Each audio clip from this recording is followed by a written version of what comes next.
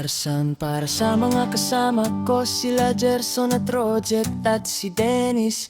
Araw-araw tayong sabay sa biyahe, may dalang pagod at ngiti sa labi. Kape sa umaga, kwento sa gilid, tawa nating simple, nakakabawas ng sakit. May mga gabing tahimik ang mundo, pero tayo pa rin ang naroon sa gitna ng stress at overtime. Nagiging magaan dahil kayo'y andyan. Di man palaging madali, may luha ring patagong sandali. Pero sa bawat problema, may kamay na umaalalay pa.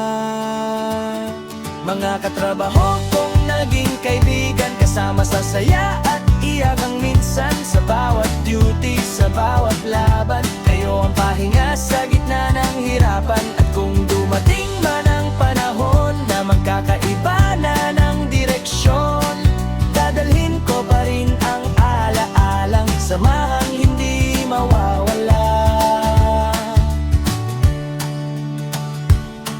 May asaran at kulitan sa pantry, mga kantang sintonado pero happy. May tampuhan ding mabilis lumipas dahil alam nating bawat isa'y pagod lang. Minsan may gustong sumukot umalis dahil mabigat na ang dinadala sa dibdib. Pero may boses na magsasabi, konti pa, kakayanin natin to lagi.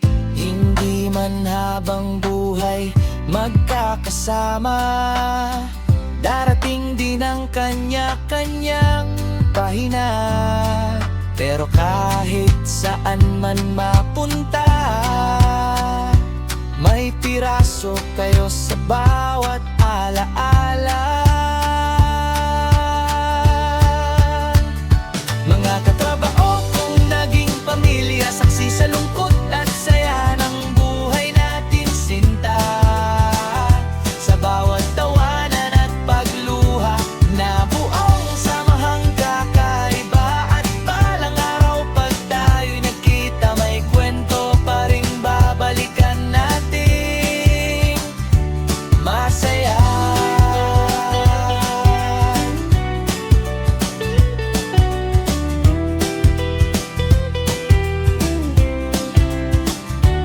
Dahil minsan sa gitna ng trabaho, nakahanap tayo ng totoong tao.